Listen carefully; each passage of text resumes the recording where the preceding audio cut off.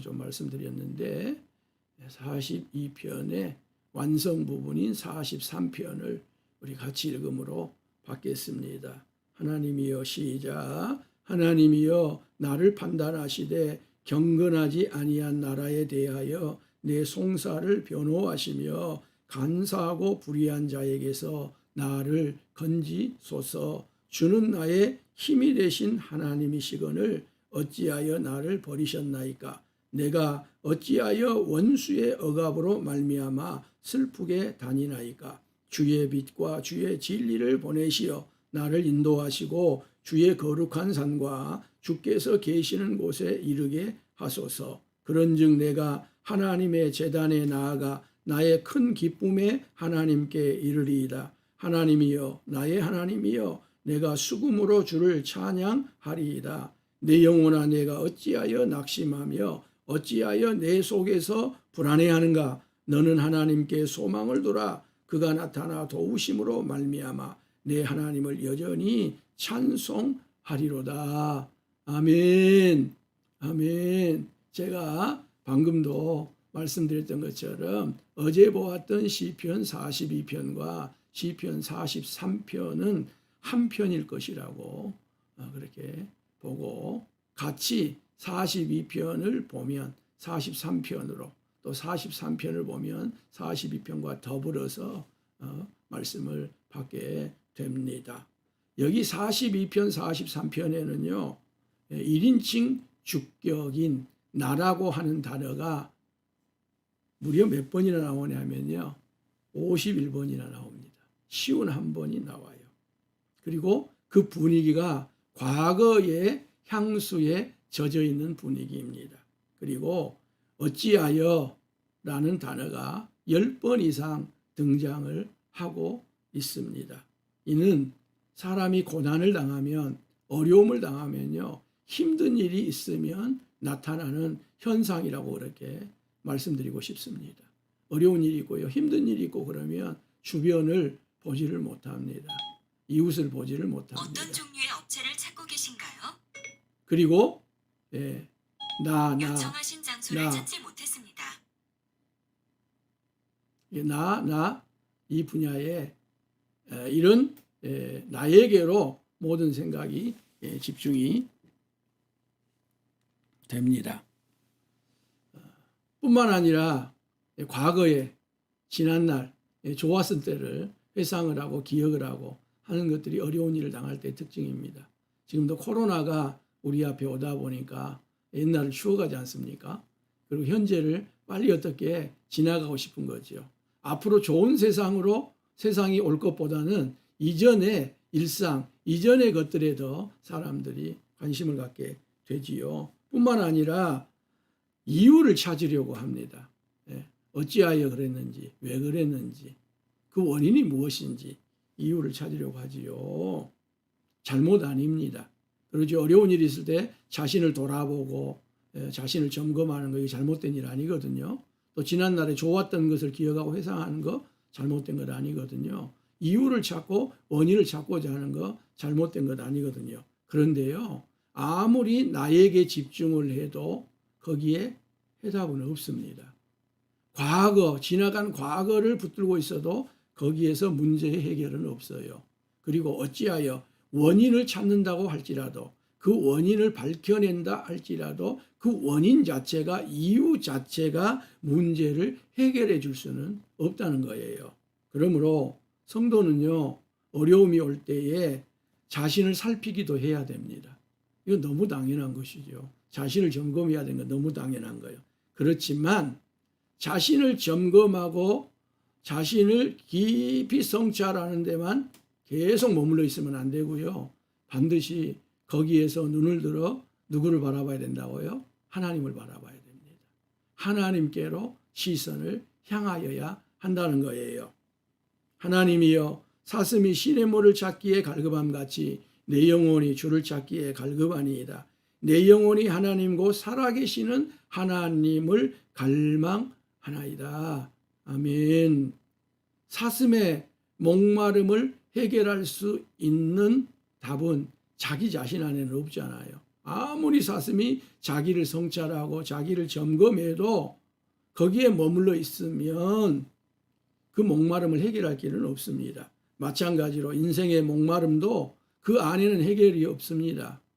고난과 고통과 환난과 이와 같은 모든 것들도 그 안에서의 해답은 없습니다. 그러므로 하나님의 사람 그리스도인들은 다 살아계신 하나님을 갈망하여야 한다는 겁니다. 한번 합시다. 살아계신 하나님 갈망. 살아계신 하나님을 찾고요. 살아계신 하나님을 바라볼 때에 거기로부터 문제가 해결되고 거기로부터 고난이 해결되고 거기로부터 모든 환난이 해결되는 답이 온다고 하는 사실을 우리가 42편, 43편을 마무리하면서 다시 한번 꼭 기억하기를 원하고요. 두 번째로 어려움의 상황에서 물론 지난날의 좋은 과거가 힘이 되기도 하는 것 분명합니다. 그러나 지나치게 과거에 붙들리면 마음이 다 쏟아져 버려요. 마음을 거꾸로 확 이렇게 엎어버린 것하고 똑같다는 거예요. 그게 4절에서 시인이 말하고 있는 내용입니다.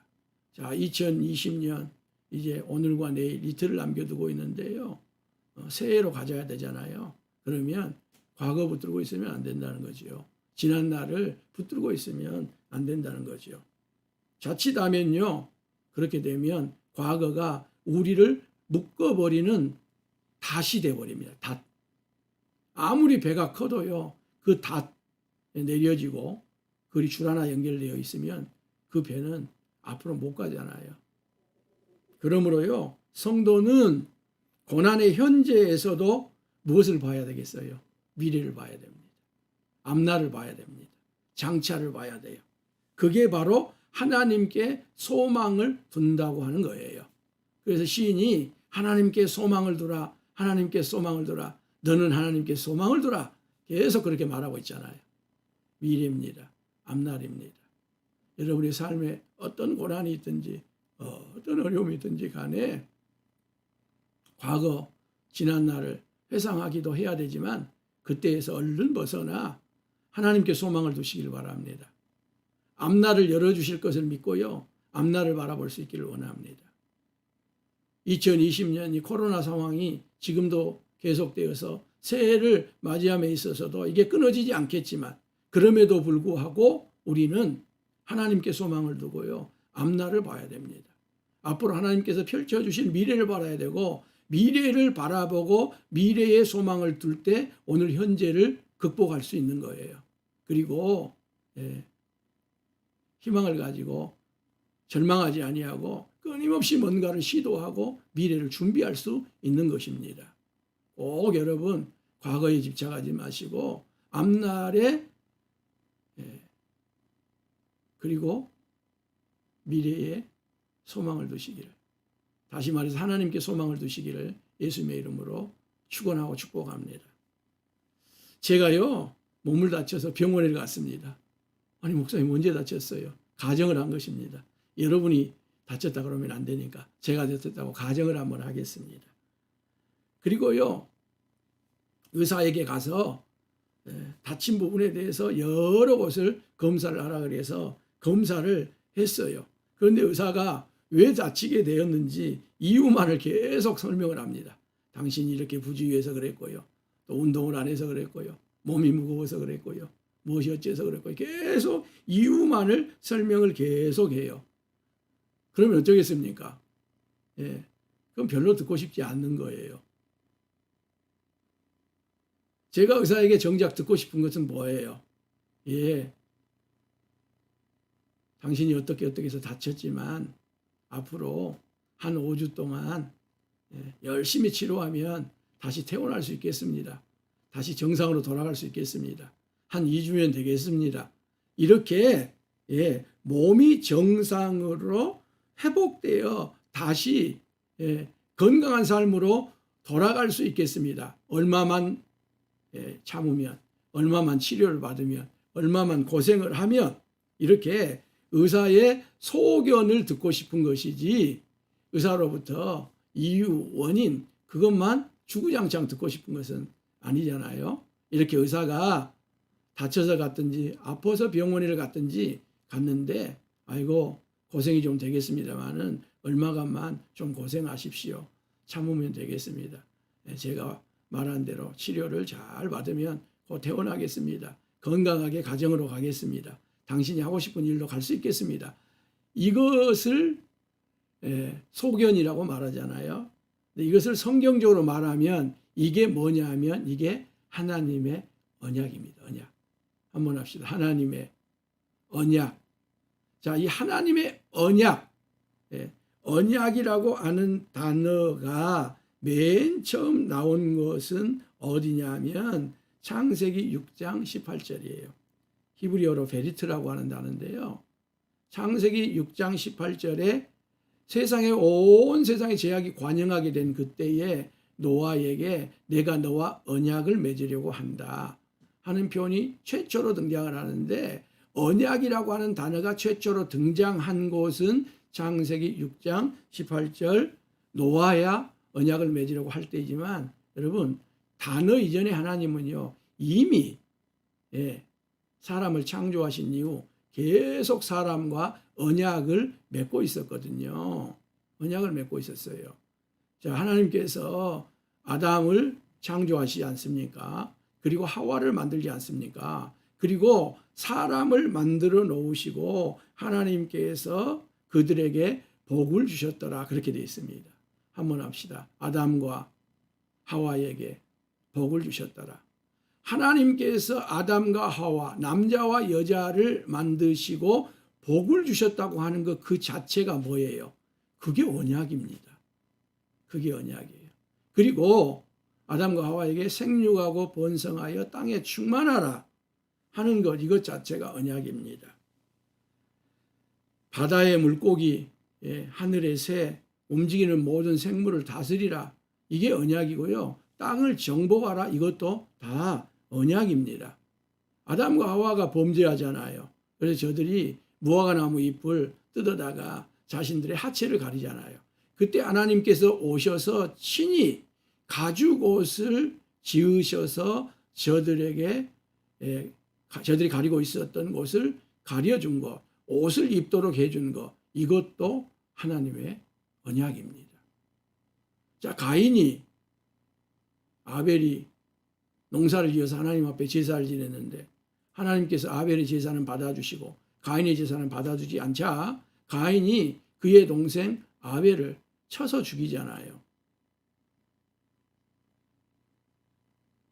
그때 가인이 어마어마한 두려움을 느낍니다.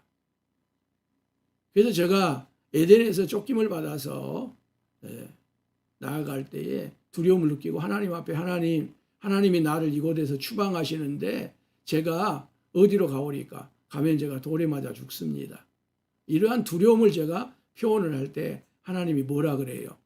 만약에 가인에게 누가 해코지한 사람이 있으면 가인을 해코지한 자에게는 내가 7배나 더 가중해서 벌을 내리겠다고 하나님이 말씀을 하시거든요. 근데 여러분 이것도 가인에게 하나님이 주신 언약입니다. 심지어 동생을 쳐 죽인 가인에게도 하나님이 언약을 주셨습니다. 여러분 성경은요 처음부터 끝까지 언약이에요. 그래서 37권 예수님 오시기 전 37권으로 함께 우리에게 묶여서 주어진 성경을 뭐라 그래요? 구약, 올드 테스터먼트, 옛 약속, 구약이라 그래요. 예수님 이후에 우리에게 주어진 27권의 성경을 뭐라 그래요? 신약이라 그래요. 뉴 테스터먼트. 그래서 성경은요 66권이 전체가 언약입니다. 약속입니다. 그러므로 그리스도인들은 어려움을 당하고요, 환난을 당하고요, 고통과 고난이 있고요, 내가 원하는 바 모든 일들이 뜻한 바운데 되지 않는다 할지라도 붙들어야 할 것은 이유가 아니라는 겁니다. 원인이 아니라는 거예요. 어떤 설명들이 아니라는 겁니다. 설명이 필요하지만 설명 자체가 문제를 해결해 주지 못합니다.